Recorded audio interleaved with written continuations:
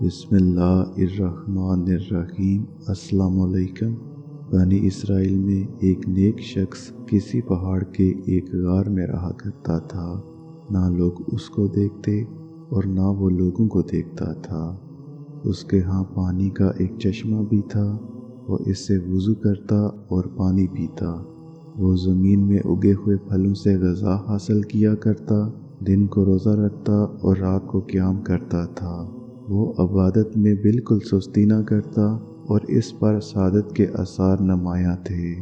جب حضرت موسیٰ علیہ السلام نے اس کے بارے میں سنا تو اس سے ملاقات کرنے کا ارادہ کیا۔ جب دن میں تشریف لے گئے تو وہ نماز اور ذکر و اذکار میں مشغول تھا، اور جب رات کو جانا ہوا تو وہ اللہ عز و جل کی یاد میں مگن تھا۔ حضرت موسیٰ علیہ السلام نے اسے سلام کرنے کے بعد فرمایا، اے شخص، اپنی جان پر نرمی کرو۔ اس نے عرض کی، اے اللہ کے نبی علیہ السلام، مجھے ڈر ہے کہ کہیں غافل نہ ہو جاؤں، موت کا وقت آ جائے اور میں عبادت میں کوتاہی کرنے والوں میں نہ ہو جاؤں۔ پھر حضرت موسیٰ علیہ السلام نے اس سے پوچھا، کیا کوئی حاجت ہے؟ اس نے عرض کی، بارگاہ الہی میں عرض کیجئے کہ وہ مجھے اپنی رضا و خوشنودی عطا فرما دے اور موت آنے تک اپنے علاوہ کسی کی طرف مائل نہ کرے۔ چنانچہ جب حضرت موسیٰ علیہ السلام جبل طور پر مناجات کے لیے حاضر ہوئے اور کلام باری تعالیٰ کی لذت میں ڈوب گئے تو آپ علیہ السلام کو اس نیک شخص کی بات یاد نہ رہی۔ اللہ عز و جل نے خود ہی ارشاد فرمایا، اے موسیٰ، تجھے میرے عابد بندے نے کیا کہا؟ آپ علیہ السلام نے عرض کی، یا الہی عز و جل، تو خوب جانتا ہے، اس نے مجھ سے کہا ہے کہ میں تجھ سے دعا کروں کہ اسے اپنی رضا و خوشنودی عطا فرما دے اور اپنے علاوہ کسی میں مشغول نہ کر یہاں تک کہ وہ تجھ سے آ ملے۔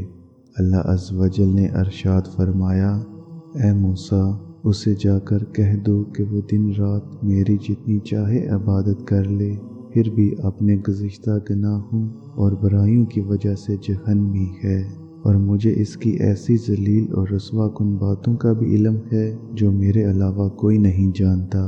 چنانچہ حضرت موسیٰ علیہ السلام اس کے پاس تشریف لائے، اسے رب عز و جل کا فرمان سنایا اور اس کے گزشتہ بڑے بڑے گناہوں کے متعلق بتایا تو اس نے کہا، مرحبا، میں اپنے رب عز و جل کا فیصلہ اور حکم دل و جان سے تسلیم کرتا ہوں۔ وہ ہر شے کو دیکھنے والا ہے، اسے ہر شے کا علم ہے، اس کے حکم کو رد کرنے والا کوئی نہیں، اس کے فیصلے کو پھیرنے والا کوئی نہیں۔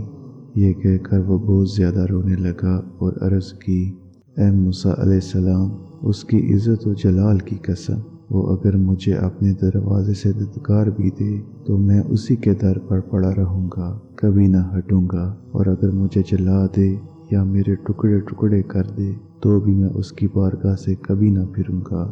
جب حضرت موسیٰ علیہ السلام مناجات کے لیے جبل طور پر تشریف لے گئے تو عرض کی، یا اللہ عز و جل، تو خوب جانتا ہے تیرے عابد بندے نے کیا جواب دیا ہے۔ اللہ عز و جل نے ارشاد فرمایا، اے موسیٰ، اس کو خوشخبری سنا دو کہ وہ اہل جنت میں سے ہے اور اسے میری رحمت و احسان نے گھیر لیا ہے، اور اسے یہ بھی کہنا کہ تو نے میرے فیصلے کو صبر و رضا سے گلے سے لگا لیا اور میرے سخت حکم و فیصلے کے باوجود راضی رہا۔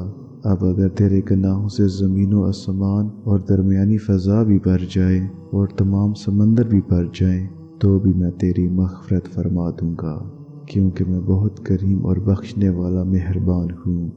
جب حضرت موسیٰ علیہ السلام نے عابد کو یہ خوشخبری دی تو وہ سجدے میں گر پڑا اور اپنے رب عز و جل کی حمد اور سجدے میں پڑا رہا، یہاں تک کہ وہ حال کے حقیقی سے جا ملا۔